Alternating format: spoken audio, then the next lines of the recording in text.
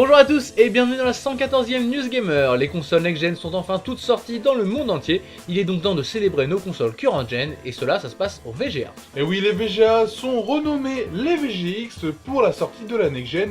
Et bien cette cérémonie donnera un prix pour le meilleur jeu de l'année. On verra ça samedi prochain, le 7 décembre. En attendant de voir ça, il y a une News Gamer à regarder et on regarde ça tout de suite. Au sommaire cette semaine, un nouveau jeu Lego, des infos pour Quantum Break et des sorties japonaises.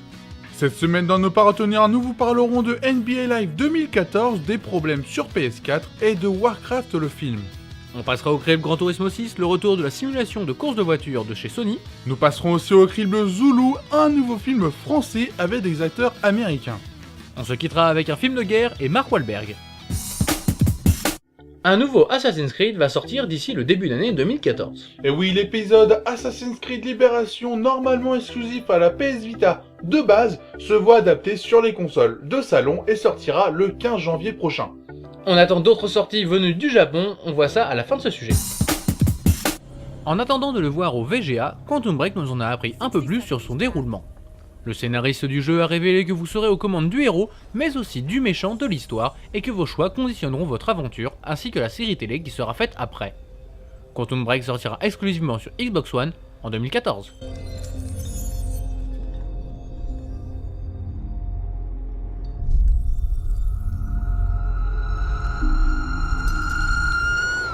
Vous le savez sûrement, un deuxième épisode dans la série The Hobbit sortira au cinéma le 11 décembre prochain.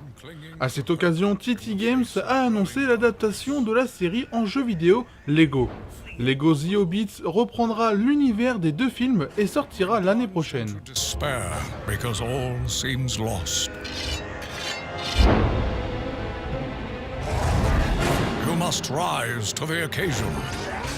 Qui a dit que la PS4 serait favorisée en exclusivité?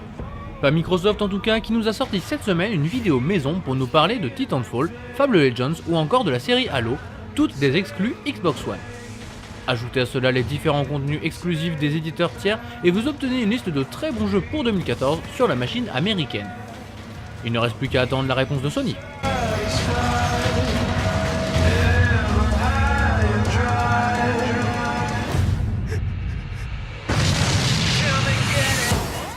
C'est en septembre dernier que nous avons appris que Sega rachetait Atlus. Sega s'explique maintenant quant aux possibilités de ce rachat. L'éditeur nippon annonce donc qu'Atlus continuera à produire des jeux sans avoir de contraintes et que les licences tant connues comme Jet Set Radio ou Persona seront de retour prochainement. Ce n'est pas tout puisque Sega a comme projet de faire revenir d'anciennes licences complètement oubliées. On attend de voir ça.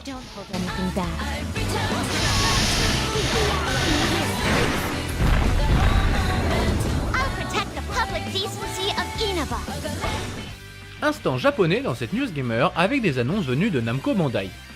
La marque Nippon a annoncé dans la semaine l'arrivée prochaine de One Piece Pirate Warriors Treasure Edition sur PS3 le 6 décembre 2013 et la venue d'un nouveau Naruto Ultimate Ninja Storm Revolution pour 2014 sur PS3 et Xbox 360. Si seulement les japonais pouvaient raccourcir le nom de leur jeu, on leur en serait extrêmement reconnaissant.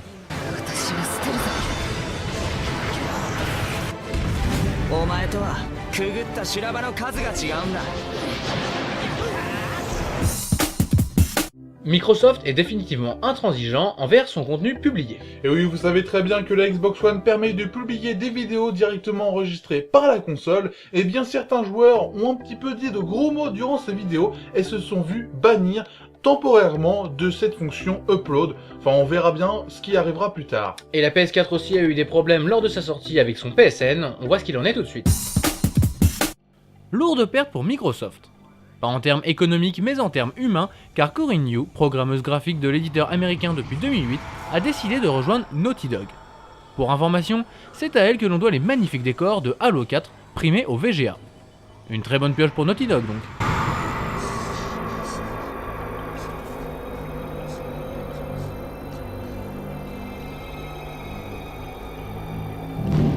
Le moteur Init est une belle arnaque marketing et quand NBA Live 2014 est hué par la critique, eSports se doit de répondre et ils le font avec des excuses. Le producteur exécutif s'excuse pour avoir déçu les joueurs et annonce que des modifications arriveront prochainement.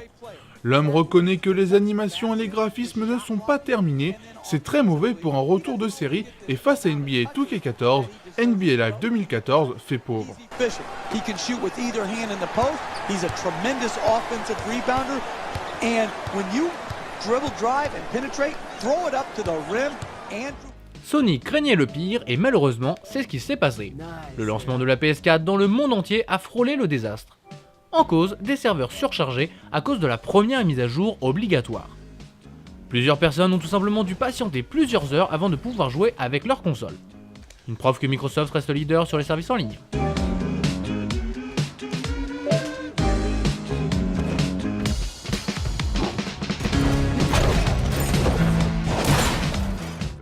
Pour ceux qui attendaient le film Warcraft pour le 18 décembre 2015, il faudra attendre encore un peu. En effet, Universal et Legendary viennent de repousser le film à mars 2016. Les producteurs ne veulent pas faire face à la sortie du 7ème épisode de Star Wars, c'est vrai que la concurrence est rude.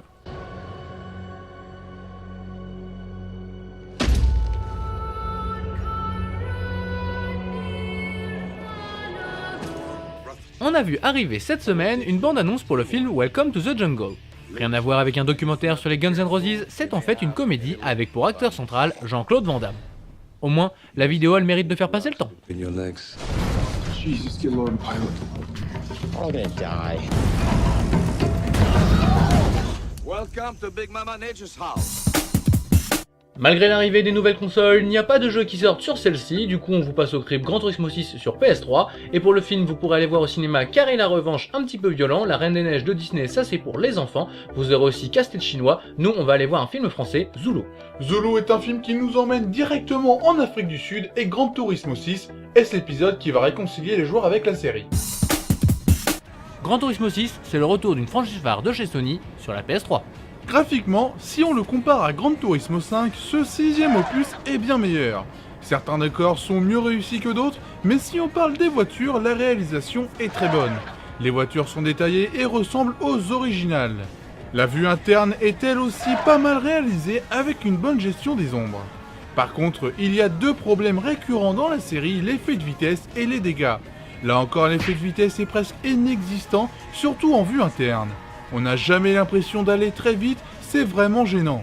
Pour les dégâts, c'est raté, autant ne pas en mettre, et la technique de foncer dans les adversaires en plein virage fonctionne toujours.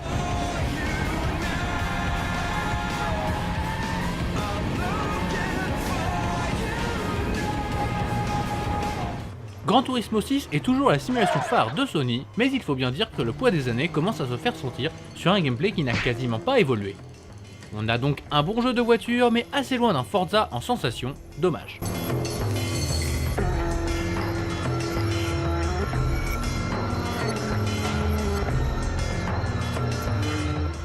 Gran Turismo a toujours eu un contenu de dingue. Dans GT6, c'est la même chose. Vous pourrez jouer dans plus de 1200 véhicules sur 33 circuits différents. Vous aurez le choix entre tous les genres de voitures avec des voitures spécialement créées pour le jeu comme par exemple la Mercedes AMG Vision Gran Turismo. Encore une fois, Sony a mis l'argent pour avoir les licences officielles, que du bon. Avec trop peu de nouveautés, ce Gran Turismo 6 se révèle être une déception, ce qui lui vaut la note de 3 vaches sur 5.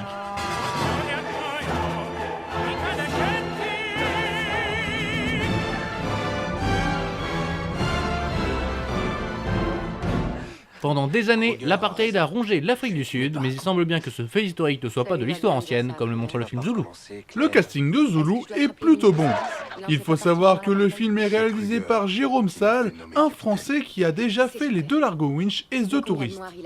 Concernant les acteurs, les deux têtes d'affiche sont Orlando Bloom et Forest Whitaker. Pour le reste, on n'aura que des inconnus comme par exemple Conrad Kemp, Patrick Lister ou encore Regert van der Berg. Le jeu d'acteur est vraiment bon. Kruger et tous ses assassins et tous ses voleurs, c'est trop facile. On passe devant une commission de fantoches, on avoue tous les crimes qu'on a commis et boum, tout est pardonné en un clin d'œil. Une absolution instantanée, c'est tout Là, tu bonnement exagères absurde. un peu, tu crois pas? La force de Zulu, c'est avant tout la puissance de ces magnifiques images. Le film nous plonge au cœur des noirceurs les plus abyssales de l'homme avec en fond les paysages de l'Afrique du Sud, un film dépaysant. Et elle, vous la connaissez? Je vais en prendre une. Salut. Le synopsis du film est repris d'une histoire vraie. L'action se passe dans une Afrique du Sud encore hantée par l'apartheid. Deux policiers poursuivent un meurtrier quand ce qu'ils vont voir au fur et à mesure de l'enquête va changer leur vie et leur façon de penser. C'est un film touchant et déconseillé à un public jeune. Zulu est donc un film très bien fait qui offre à réfléchir, ce qui lui vaut la note de 5 vaches sur 5. C'est vous le patron, monsieur? Hubert, c'est moi, pourquoi? Vous l'utilisez souvent? Oui, pour nos patrouilles. Je vous ai demandé pourquoi. On arrive à la fin de cette 114e News Gamer, le temps pour nous de vous rappeler que vous pouvez nous retrouver un peu partout sur internet. Et oui, vous pouvez nous retrouver sur le site total-gamer.com avec plus de news. Il n'y a plus de concours, mais vous pouvez toujours venir discuter avec nous sur le forum, c'est toujours sympa. Vous pouvez aussi nous retrouver sur YouTube, Dailymotion, Twitter et Facebook. Et on se retrouve aussi sur jeuxvideostream.com le dimanche soir, vous connaissez le rendez-vous maintenant, vous avez l'habitude. Vous venez nous poser vos questions sur le monde du cinéma, du jeu vidéo ou de la musique. On se quitte avec ce qu'il fallait voir du sang et des larmes. Du sang et des larmes est un film sur la guerre en Afghanistan. Alors c'est une histoire vraie, racontée bien sûr pour le cinéma, c'est bien américain avec Mark Wahlberg ou encore Eric Bana. C'est un film qui a l'air d'envoyer du lourd. Ah, c'est un film de guerre dans la pure tradition des films américains. On espère que vous avez apprécié cette émission et on vous dit à la prochaine. Salut. Je suis le quartier maître Patton. Shane! Il connaît le texte? Tu peux le dire? Monsieur Patton, s'il vous plaît. J'ai fait 2 fois le tour du monde. Parler une fois à tout le monde. Rien n'est impossible. Aucun ciel n'est trop haut. Aucune mer n'est trop forte. Je suis un amant. Je suis un combattant. Je suis un Navy SEAL. Messieurs, l'opération Red Wings va être lancée. Un beau salopard. C'est un vieux chef taliban. Chat a tué 20 marines il y a une semaine. 20. L'équipe de reconnaissance sera constituée de 4 hommes. Jette un œil. Il y en a beaucoup plus qu'une dizaine. C'est une vraie armée.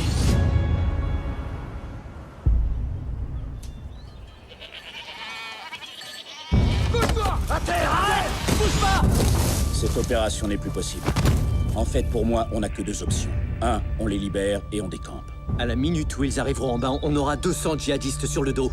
2, on met fin à notre problème. On peut pas faire ça. Je m'en tape. Il n'y aura pas de vote. On va relâcher ces bergers et on rentre chez nous.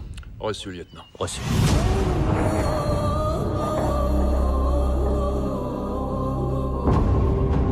T'as vu ça? On est parti pour le grand feu d'artifice. Il y a comme une tempête en nous. Contact! À 12 heures! Une pulsion. Une volonté de se dépasser, d'aller au-delà de ce qu'on croit possible. On se bouge! Mourez pour votre pays, je vais vivre pour le mien.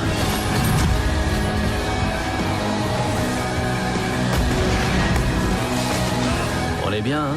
On va tenir. Jamais hors de combat.